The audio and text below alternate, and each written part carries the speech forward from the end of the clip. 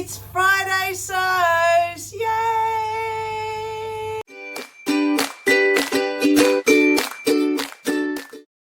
Well, welcome to Friday Sews at Sewing Seams with Deb.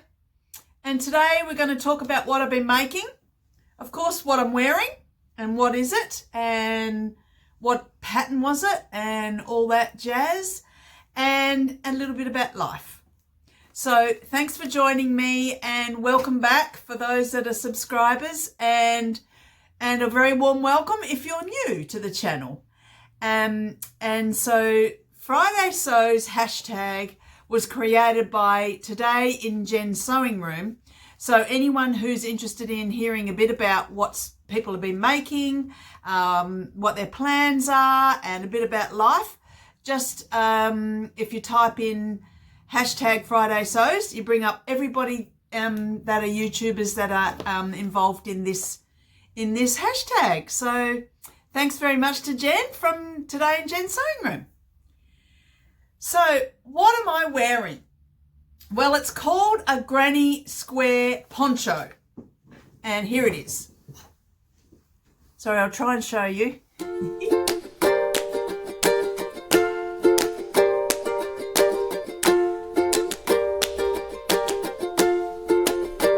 It's absolutely beautiful and cozy and warm, and it's been very, very cold here in Perth. It's been extremely cold mornings, and we've even had frost. Very, very unusual for Perth and surrounding suburbs to have a frost. I'm not sure we had one this morning, but we've certainly had some this week, and so we've it's cold. So 2 degrees here in the mornings, and as I told you weeks ago, it does get cold here. So, but it still kind of shocks us a bit. Anyway, so the poncho is perfect for these mornings, and the pattern and the yarn is from a store called Morris & Sons, located in Melbourne. And I bought this last year when I was in Melbourne, and it comes, when you buy the yarn, it comes with the pattern. So you could do it one of two ways. And they had this exact pattern with the same wool and everything, knitted in the same yarn, on display in the store. So I loved it that much, and the colours and the tones, and I thought it's very wintry and autumn looking, and I wear it to yoga, and I do wear it around the house, and it's so cozy. Now the yarn is actual Morris & Sons yarn, and it's Maya yarn, and it's an 8-ply, and it's baby alpaca. Has anyone used baby alpaca before? It is so luscious and warm, but it's so soft.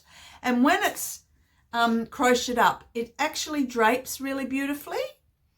And so it's really only treble and double crochet, and it's crocheted.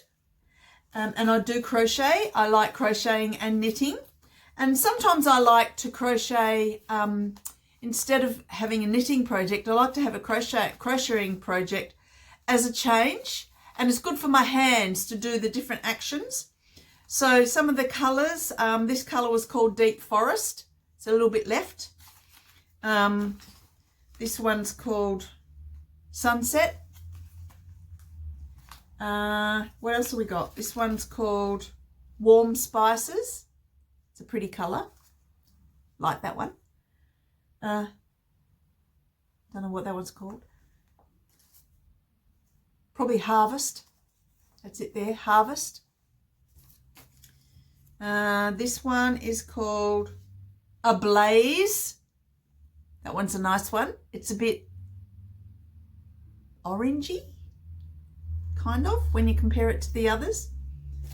And then this one is called Truffle, quite dark, and you can see that it's a repeated colour pattern, and a very easy granny squares.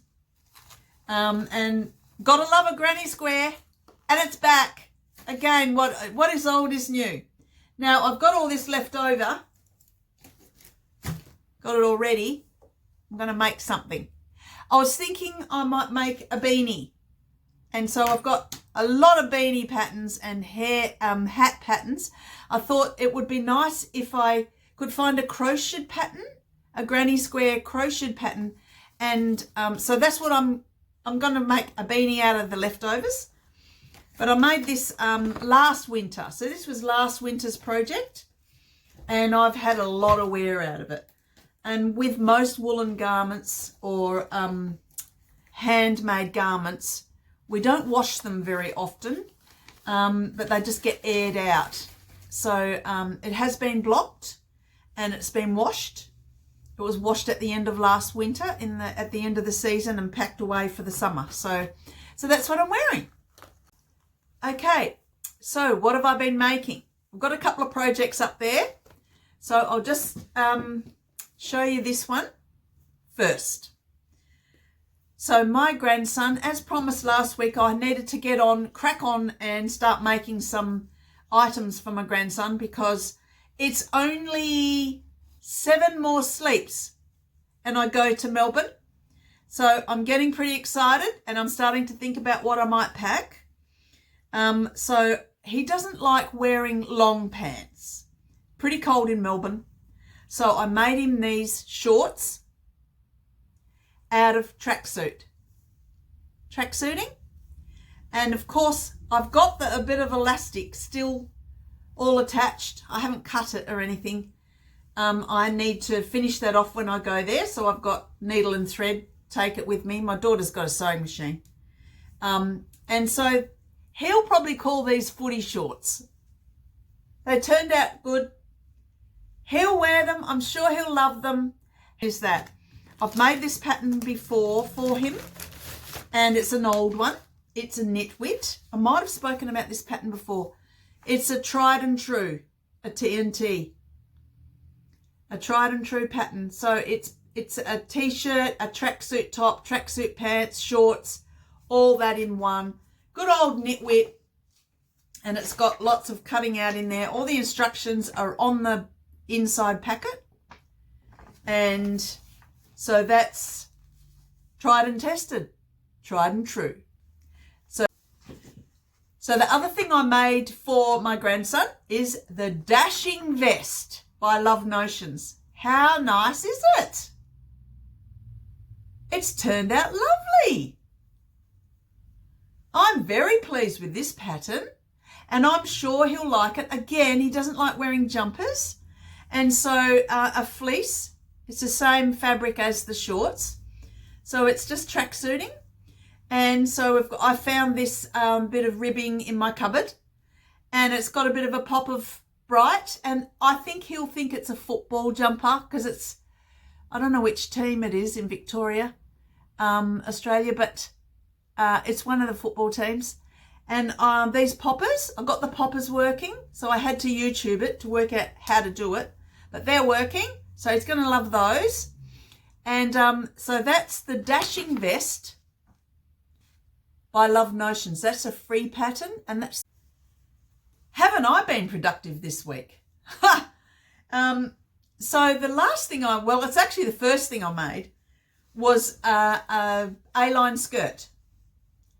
Now, I originally was going to use a book, an A-line skirt focused book. And then I remembered that I've got a self-drafted skirt pattern. Now, I've gone into this in great detail in another video that's coming. So look for that. So it's all about self-drafting. So this is a self-drafted pattern. And I ran out of fabric, didn't I? So I've got pleats at the bottom. And that's just fine needle cord. I had a piece of it and I wanted to have a cord skirt, just a plain skirt to go with various tops for winter. So that was that skirt. I had a lot of fun making that and it fits really well. So I'll just put a picture here to show you it put together. That's the other thing I've made.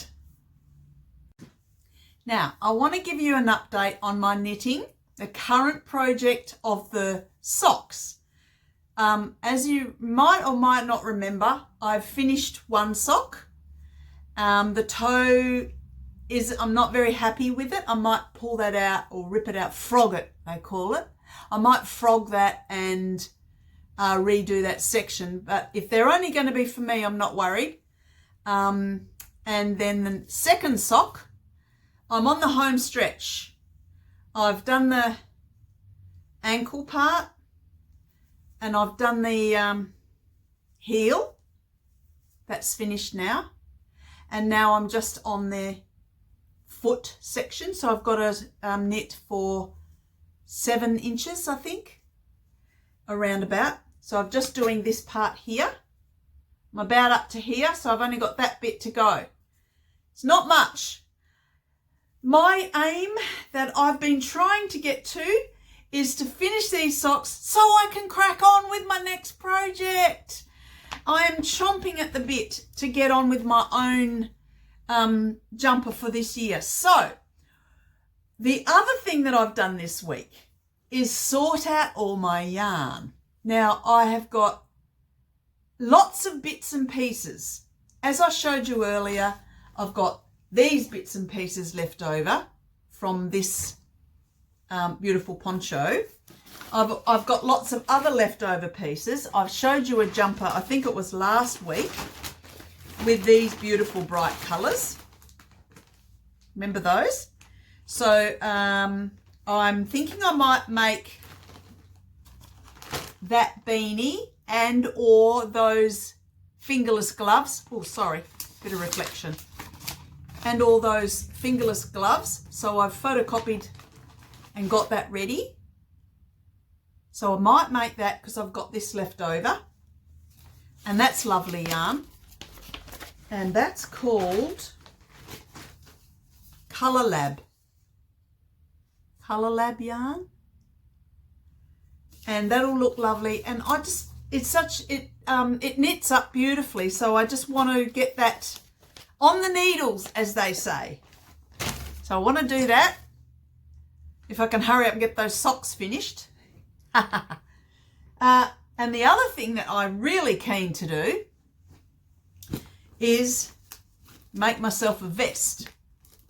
Now I've spoken about this before. The vest that I made my grandson out of this yarn, remember that?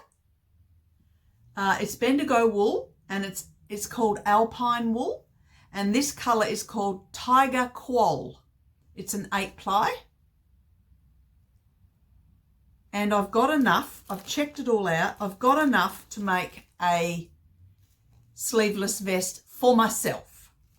I'm not going to get all this done in a week so that my grandson and I can wear matchy-matchy. But maybe my moment has passed. So I'm thinking I might make this vest here. I don't know if you can see that very well. That might be better. I don't know if you can see, but it's got cables. It's got 1, 2, 3, 4 cables up the front. Sorry, you can't see, it's too much light. Anyway, so I've got that copied and ready to crack on. So I'm going to be very busy indeed.